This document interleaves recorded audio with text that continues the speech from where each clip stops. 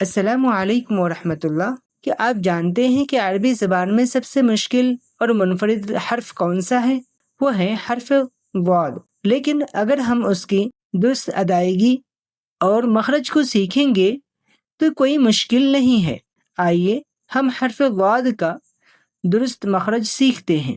حرف ضاد کا مخرج ہے زبان کی کروٹ اور اوپر کے دانتوں کی جڑ۔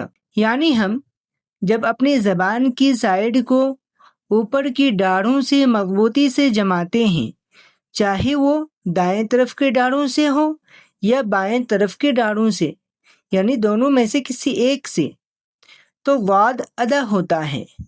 یاد رہے اس میں زبان کی نوک سامنے کے دانتوں سے نہیں ٹکراتی، جیسے او، و، ضی، ضو۔ اس کی ایک خاص صفت ہے استطالت، یعنی اس کی آواز مخرج میں تھوڑی لمبی کھینچتی ہے۔ اسے جھٹکے سے دال یا ضا کی طرح بالکل نہ پڑھنا چاہیے۔ تجوید کے اس سب سے اہم حرف کو اپنے دوستوں کے ساتھ شیئر کریں اور آسان تجوید سیکھنے کے لیے ہمارے چینل دی نیکسٹ ٹاکس کو سبسکرائب کریں۔ جزاکم اللہ خیرا۔